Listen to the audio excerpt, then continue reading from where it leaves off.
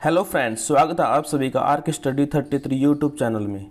आज के इस वीडियो में इंडिया जीके के मोस्ट इम्पोर्टेंट 30 क्वेश्चन देखेंगे जो आपके आने वाले एग्जाम में काफ़ी हेल्पफुल होंगे। आज का वीडियो शुरू करने से पहले सभी से रिक्वेस्ट करना चाहता हूं कि मेरे चैनल को सब्सक्राइब करें ताकि जब भी मैं इंडिया जीके की वीडियो अपलोड करूं उसका नोटिफिकेशन आप सभी को मिल जाए। चलिए वीडियो शुरू करते हैं। आज का पहला क्वेश्चन है क्वेश्चन नंबर 1। आर्य शुरू में प्रथम कहाँ पर आकर बसे थे? आंसर है सप्त सिंधु प्रदेश में। Question number 2। स्वामी दयानंद सरस्वती ने किस स्थान को आर्यों का मूल निवास स्थान माना था? सही आंसर है स्वामी दयानंद सरस्वती के अनुसार आर्य तिब्बत क्षेत्र के निवासी थे। Question number 3। आर्यों का मुख्य व्यवसाय क्या था? आंसर है आर्यों का मुख्य व्यवसाय कृषि था।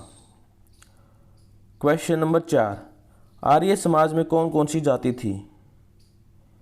आंसर है आर्य किसी जाति का नहीं बल्कि एक विशेष विचारधारा को मानने वाला एक समूह था जिसमें श्वेत, पीत, रक्त, श्याम, अश्वेत रंग के सभी लोग शामिल होते थे।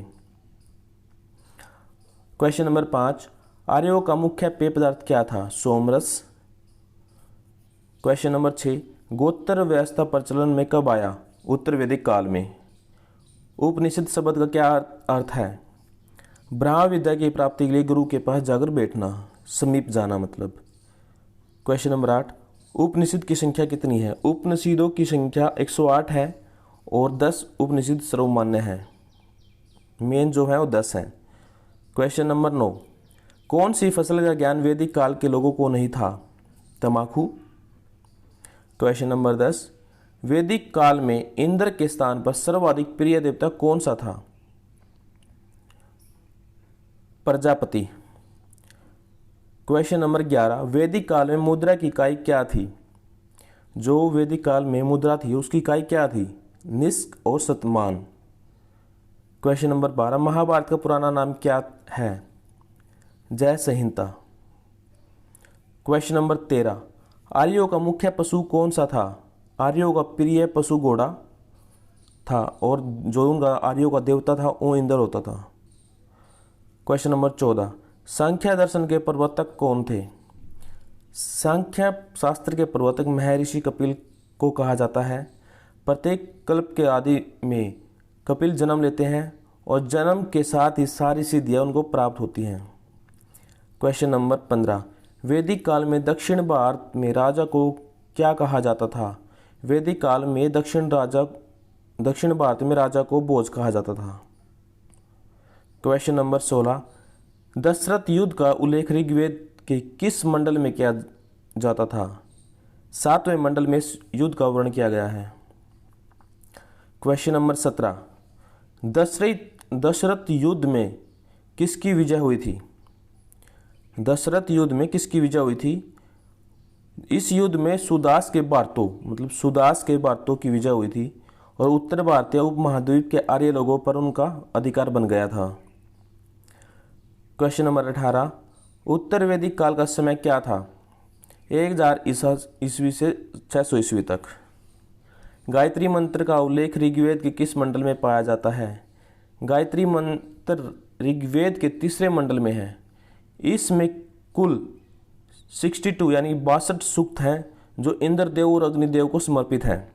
इसकी रचना महर्षि विश्वामित्र जी ने की थी। Question number 20।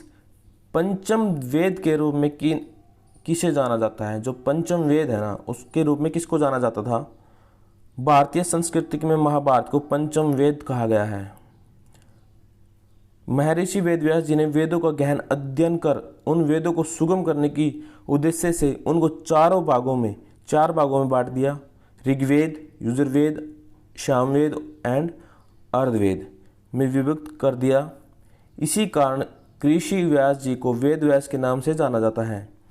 तब व्यास जी ने महाभारत की रचना की थी। Question number 21।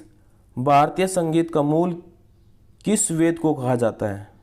सामवेद को भारतीय संगीत का मूल वेद कहा जाता है। Question number 22। वैदिक काल में यौ किसे कहा जाता है?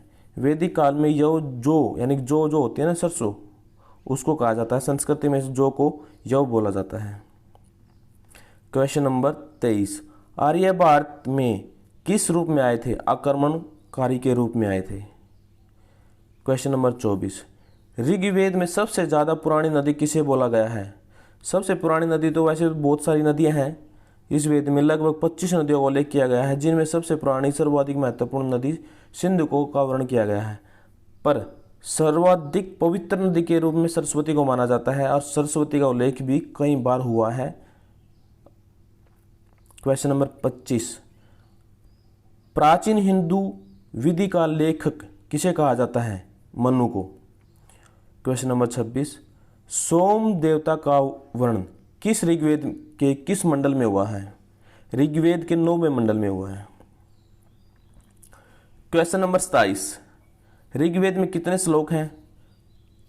10,600 मंत्र जो कि 1028 सूक्तों में बांटे गए हैं।